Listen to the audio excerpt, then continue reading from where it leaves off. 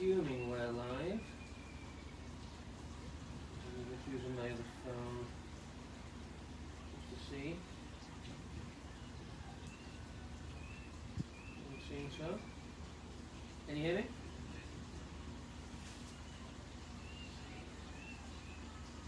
Yeah, it would seem like I can be good.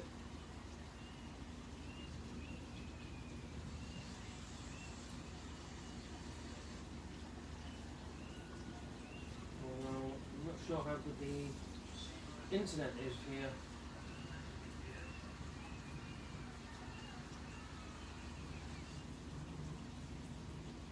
So I'm not sure if it will be good enough for a live. Just thought I would say hi, introduce you to this wonderful place where I am at the moment.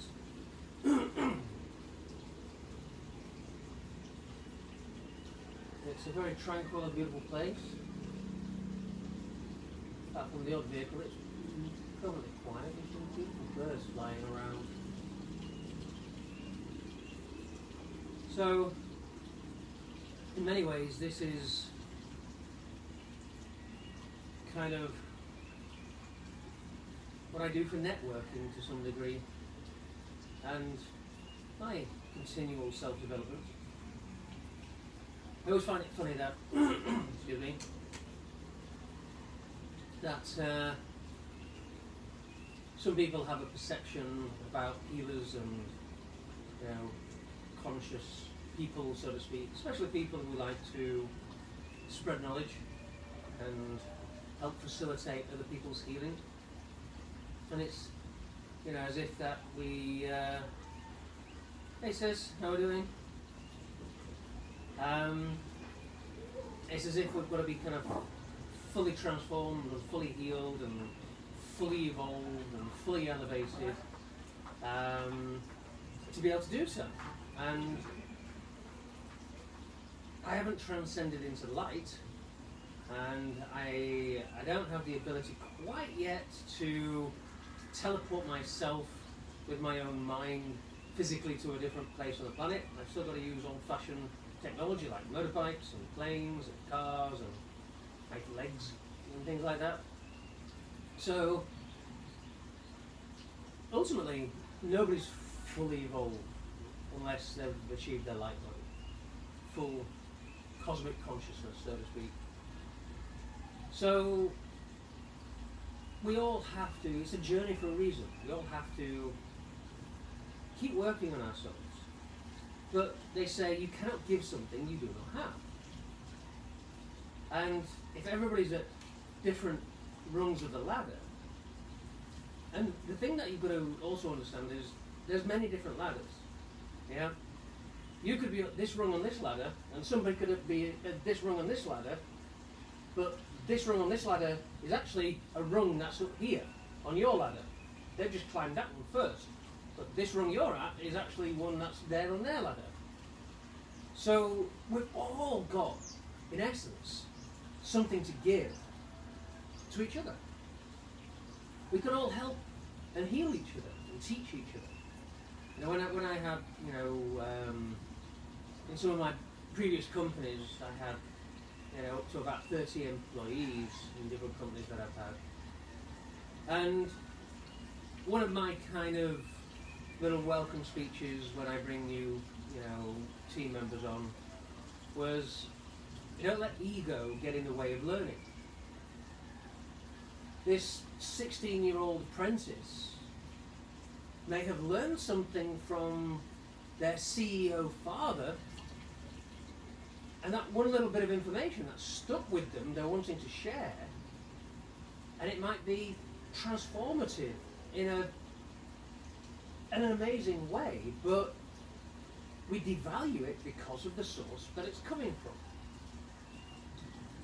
from. And when we judge the source, in essence, it's a judgment on ourselves. It's seeing how pompous we are, how egotistical we are. Because I'm saying, well, I can't learn from this person, they're below me. And this is what we do, we tend to judge. You know, and judgment is, in essence, is ego. We're either placing ourselves above somebody or below somebody, depending on where our self-worth is at that, you know, interaction.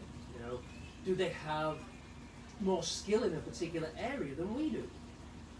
Yeah? If they do, then we may put them on a pedestal and say, oh, they're better than me. Yeah? Or do we look at somebody and they're not earning as much as you? So we, oh, they're below me, they're not as educated, they're not as intelligent. I mean, this is part of parcel why we ask what people do. You know, it's a subconscious way of, you know, having a hierarchy system. You know, I need to know whether, you know, my job is more important or more intellectual, or, you know, I'm physically stronger, or, you know, whatever it might be. You know, people who are into weightlifting are very egotistical in many ways. Some are not, you know, don't get me wrong. But it is that competition element. You know, I'm stronger than you are. I can beat you up. You know, when you were a child, it's like my dad can, you know, beat your dad up.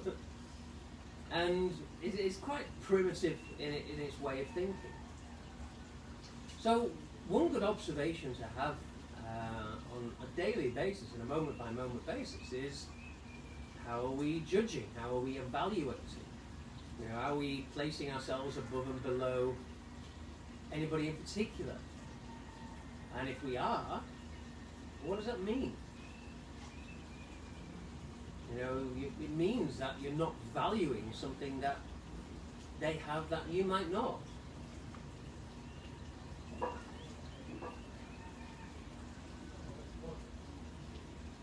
And if we understand that everything that we do is just feedback, everything, regardless of what the experience is, it's all feedback. We live and die by our decisions, the choices we make. Our life is shaped by our choices. You know, we chose to be friends with this person. We chose to date that person. We chose to go into business with these people. And then the overall result is an amalgamation of that level of consciousness, that sharing of reality. And if you then, you know, it doesn't quite go to plan, you adopt the victim. Oh, why me? And I can't believe they did it to me. And, you know, they blame. You know, argue, pain, sorrow, you know, guilt. All of these are just the reflections of your disappointment in your ability to discern. Let me say that again. These are all just reflections of your disappointment in yourself. It's nothing to do with them. It's all about your ability to make good choices.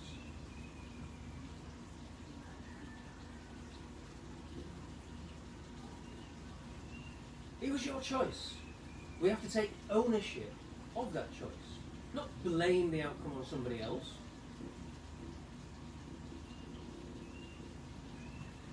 Every part of the process, and especially if you had an initial inkling, initial thought, initial feeling, an initial bit of intuitive insight which told you that was going to happen, and you gave them the benefit of the doubt, or you know, you thought you were being paranoid, or whatever dialogue you gave yourself to justify ignoring that intuition and going ahead with it anyway, that is classic self-sabotage.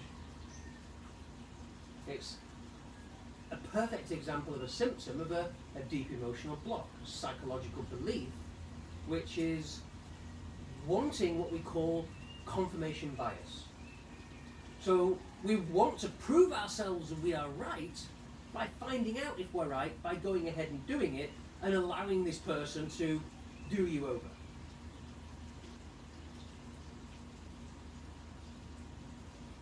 It was your choice. It's your vibrational point of attraction. So when you embody and accept that everything is a vibrational point of attraction, And if you want a different experience, especially if you're getting them regular, then you need to change that perception. You need to change that feeling. You need to change that thought process. And this, can be very challenging. It means letting go of something. It means ego death. It means admitting that we had a part of it and we are wrong.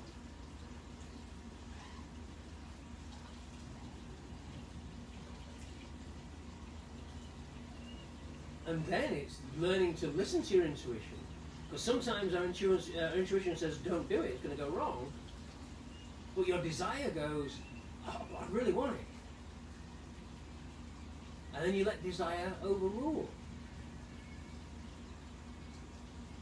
And it's a form of attachment. So this is kind of a big part of what I will be teaching in my retreats. Your body knows everything. All we've got to tap into is our deep, intuitive inner knowing. But we have to peel away the layers of our conditioning and our pain and our past sorrow and past wounds to be able to elevate to a position where we can be grounded in our decision-making process. So on my retreats later this year, I'm going to be teaching applied kinesiology, muscle testing, and frameworks on how you can really tune and fine-tune your discernment, your intuitive gifts, your power of deep inner knowing, which has helped me transform my life in many ways. It's helped me be the proud owner of one of the rarest and most powerful and amazing crystals on the planet, and own all the rest of the stock that there is. It helped me travel the world, be in 30 countries in 2.5 years. And when I started traveling, I actually left on my first flight, which was bought for me, without actually the resources to get back home or do anything if it had all gone wrong. It was a one-way trip. But my testing said something magical was going to happen. And that trip led me to meet the guy who I got the blue off, spend several months in Hong Kong, meeting clients and investors, start a kind of an interesting expedition around the world where I met clients and that were worth $250,000 to me in the first year.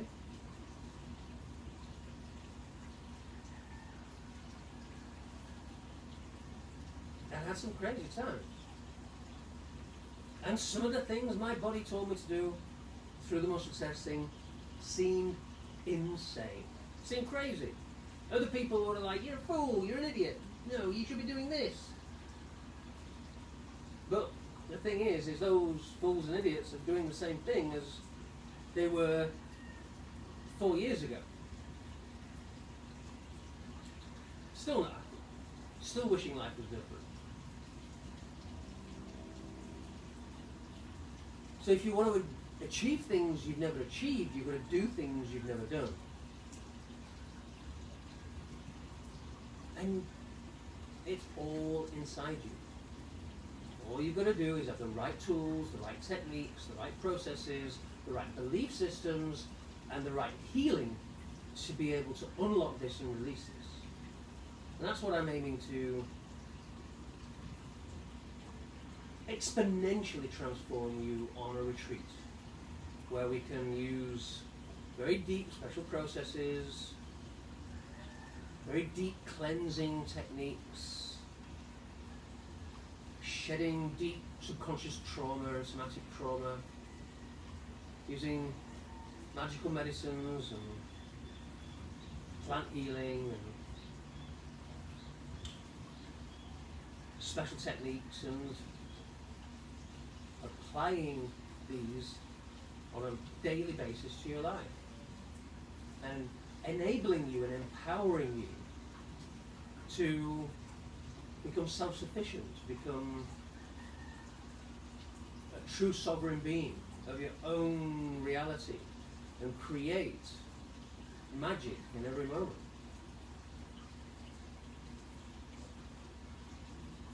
So I don't know how much of this you're getting. I don't know what the internet connection. I'm in the middle of nowhere. We're in the kind of close to the mountains, and surrounded by hills. We're in a very beautiful place, and I've got to go down for a ceremony soon. We're having a fire ceremony down on the river. I'll send some video later. I just thought I wanted to drop in and just kind of have a little bit of a share, just as I was preparing to go. So,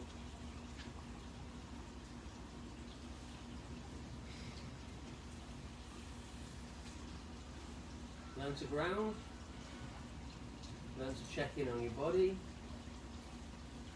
learn to let go of any tension, of any worry, of any concern, and trust there are higher forces at work. And have faith everything's going to work out perfectly. Because whatever happens, there is no failure. There is only successful learning. And you only achieve successful learning when you see the beauty in every experience, regardless of what it is.